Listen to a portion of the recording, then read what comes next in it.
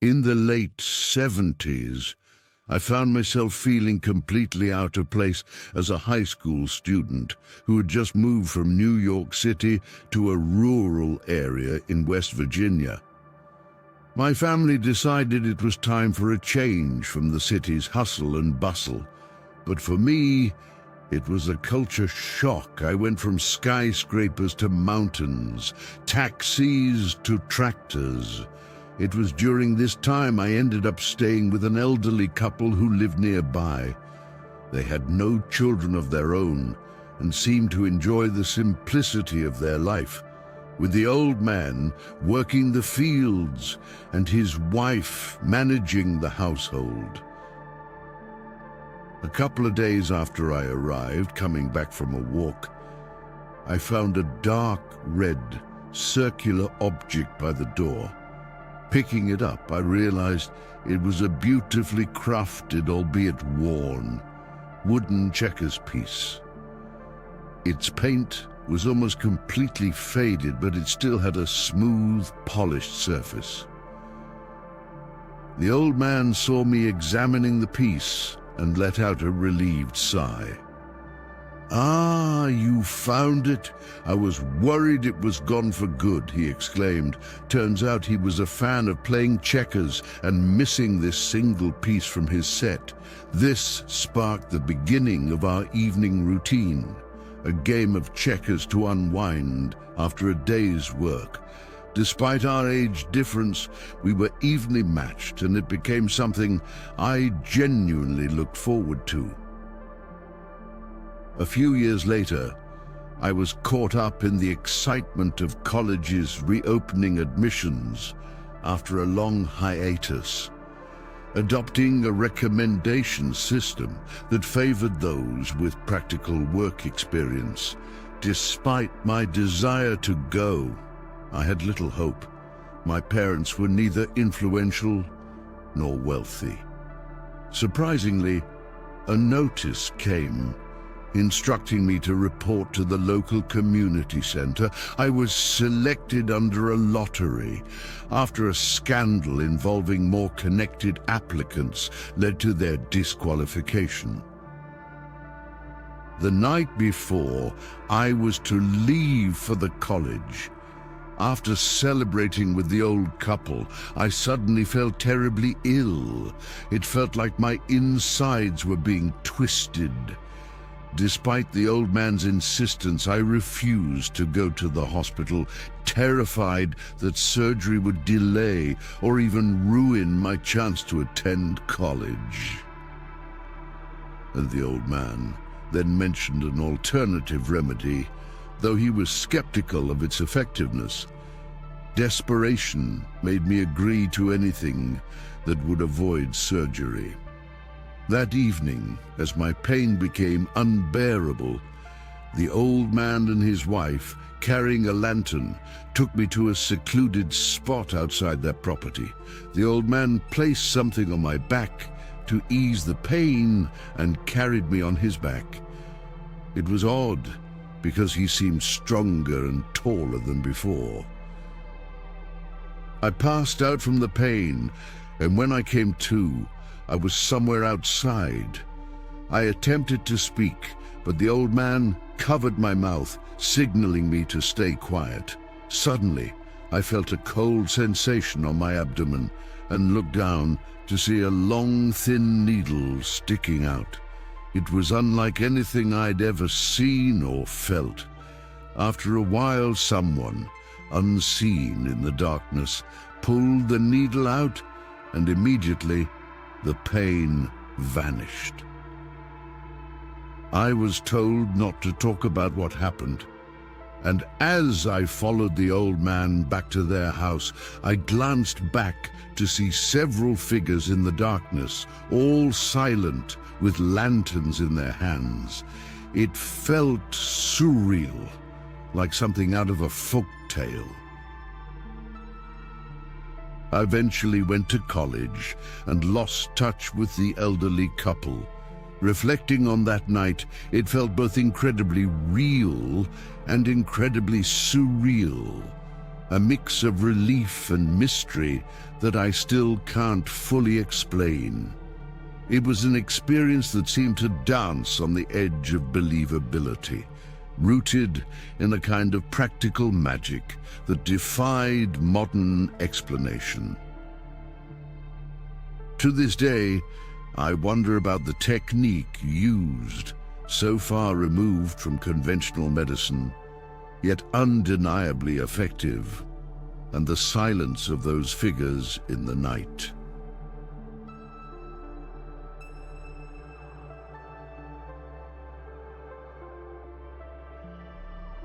Back when I was a high school student in the mid-70s, I got the opportunity to participate in a program that sent urban youths to rural areas to help bring modern skills to remote communities.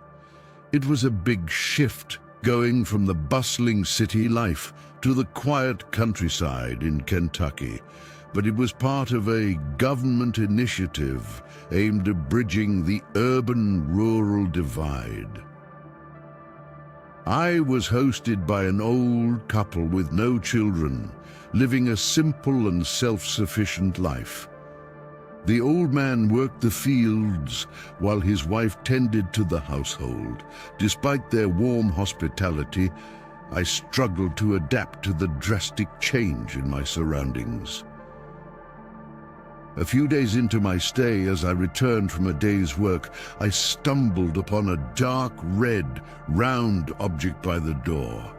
It was an old, worn-out checker piece, seemingly from a bygone era. The paint was chipped off, but it had a polished gleam to it.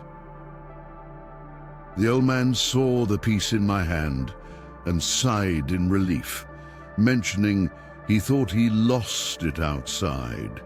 Curious, I asked if he played checkers, and his eyes lit up at the question.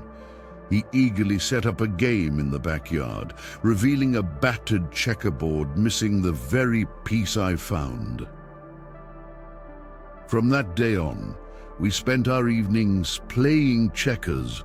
Our spirited sessions provided a much-needed distraction from my homesickness.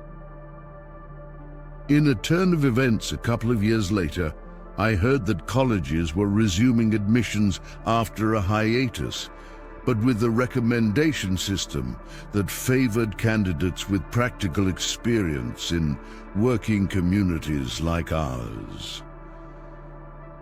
Given my background, I didn't think I stood a chance, but to my surprise, a letter arrived asking me to report to the local community office.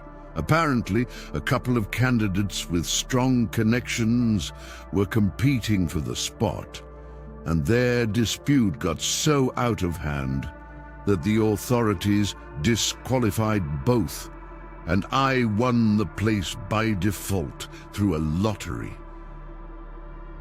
I was over the moon with the news. The old man shared my joy, slaughtering a portion of smoked meat and preparing a humble feast to celebrate. I was so excited that I couldn't sleep, but by midnight, a severe stomachache hit me. It felt like I was being twisted from the inside. I tried to endure it, thinking it would pass, but by dawn, the pain was unbearable. The old man, upon hearing my moans, insisted on taking me to the local clinic. The doctor diagnosed me with acute appendicitis and urged immediate surgery, which wasn't available in our small clinic. They needed to send me to a hospital in town, but I was terrified at the thought of missing my college opportunity due to the recovery period. The old man then suggested an alternative remedy, though he warned it might not work, and I should go to the hospital if my condition didn't improve. By nightfall, the pain had escalated to an unbearable level. The old man then applied something to my back, and surprisingly, the pain eased enough for him to carry me on his back. He muttered for me not to speak as we followed the old woman, who led the way with a lantern through winding country paths. After what felt like hours, I briefly lost consciousness due to the pain. When I came to, the old man warned me to remain quiet as something cold touched my abdomen. It felt surreal, unlike anything medical I was familiar with. The old woman then removed a long needle from my stomach area, and incredibly, the pain vanished. They never fully explained what happened that night, only mentioning that a local healer performed the procedure. That event, though it seemed unbelievable, allowed me to attend college and later secure a position in management at a manufacturing company in Ohio. I lost touch with the elderly couple and never got the chance to visit them again. All attempts to contact them went unanswered. Sometimes I question whether that night was a dream, but the lack of pain and my subsequent health remind me of the peculiar encounter. It's a story that most might not believe, a tale that blurs the lines between the natural and the supernatural, reminding me of the mysteries that rural America can hold.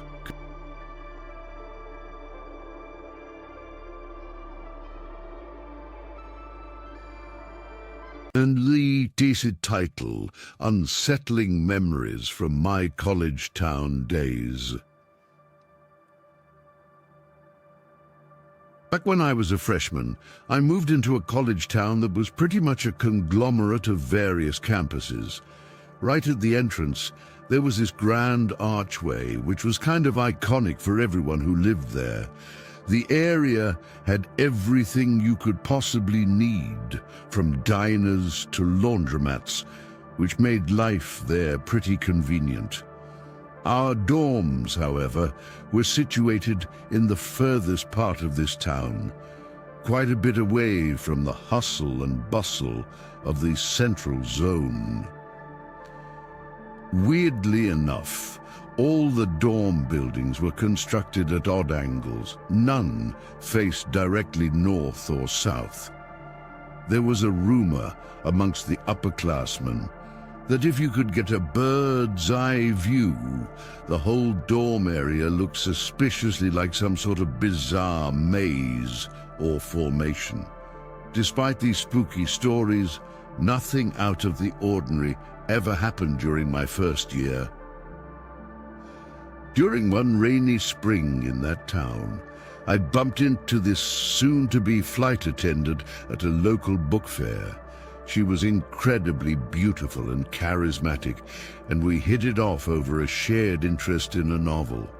As the summer before my sophomore year approached, she confessed her feelings for me over drinks, which caught me completely off guard. I couldn't reciprocate her feelings, and after an awkward night where she stayed over at my place, we lost touch. Moving forward, I transferred back to the main campus in another city, leaving the college town behind. Then, one day, I heard from an old college group chat that a brutal crime had occurred right in the heart of the town's food district. A young woman who owned a boutique was murdered by her boyfriend following a heated argument. The murderer dismembered her body and hid the remains in the ceiling of her shop, continuing to live as though nothing had happened until the decomposing remains were discovered due to a disturbing smell weeks later. This gruesome incident had the entire town talking, spawning all sorts of wild and frightening tales. Some students claimed they heard a woman's cries near the food district late at night, sending shivers down the spine of anyone brave enough to mention it.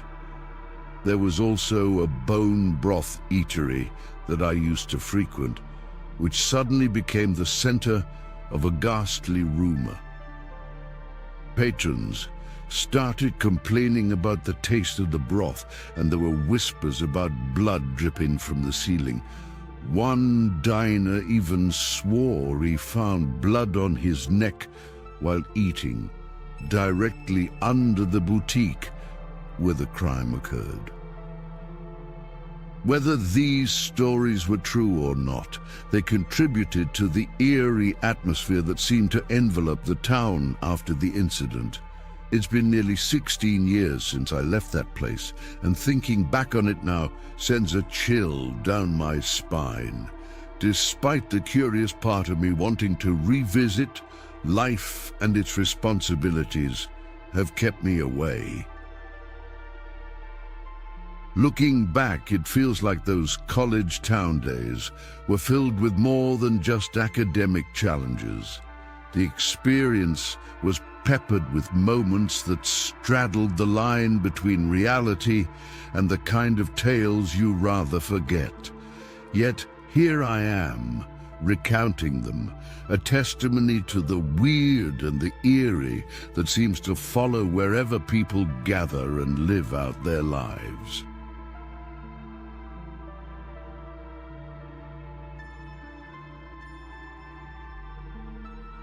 Hey everyone. Have you ever believed in sleepwalking, witnessed someone in the midst of it, or heard a way that could supposedly trigger it? I do. I've seen it firsthand and even know how it might happen. Sleepwalking is terrifying, mainly because the person doing it is utterly unaware of their actions. And let me tell you, this story is as real as it gets. During my freshman year of college, I witnessed my dorm mate, whom I'll call Mike, sleepwalking. And it was one of the most haunting experiences of my life. But let's start from the beginning. One afternoon, Mike and I decided to play basketball, but the courts were full. We thought to check out the old hospital grounds next to our campus, since there was an abandoned court there. That place was overgrown with weeds, giving off a creepy vibe, but we joined a few guys already playing there. It was an overcast day, perfect for basketball, but soon it started pouring rain, forcing everyone to head back. Mike and I sought shelter under the eaves of a nearby building, which turned out to be the hospital's old morgue. As the rain intensified and darkness fell, Mike was curiously peering through the door crack and suggested we venture inside. Despite my protests, he pushed the door open and slipped inside. I ended up waiting for him outside amidst the howling wind and rustling weeds, feeling like something out of a horror movie. Suddenly I heard Mike scream, sending chills down my spine. I cautiously entered after him, only to find him laughing, trying to spook me. We waited out the rain there, among the empty shelves and musty smell reminiscent of damp soil. When we finally ventured deeper into the morgue, Mike pushed open one of the doors and went inside a room. He emerged pale and trembling, refusing to speak of what he saw. The disturbing experience seemed to trigger something in Mike. He fell ill the following day. Then, things got weirder.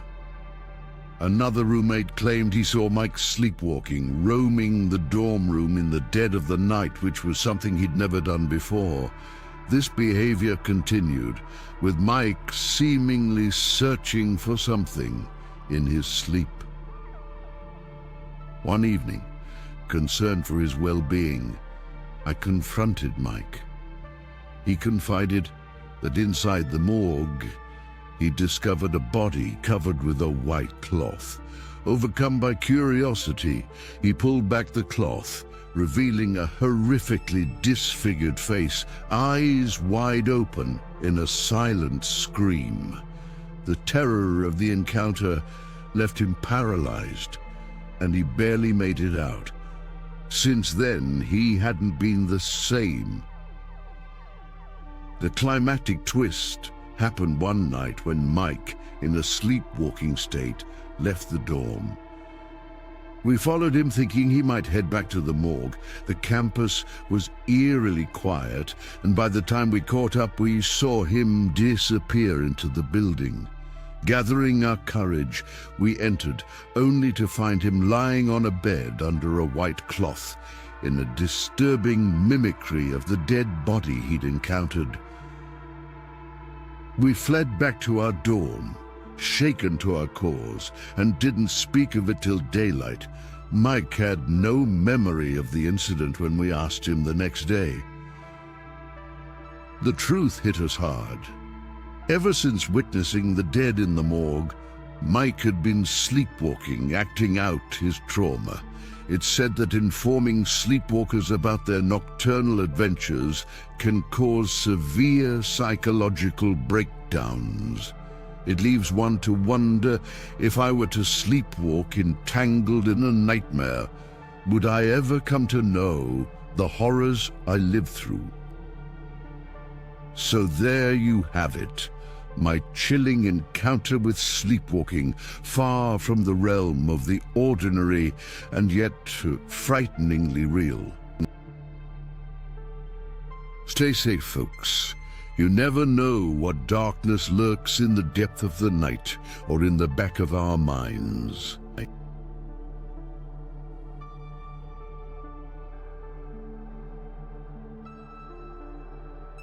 Der Salihiste Delicifer, the revenge of a betrayed wife.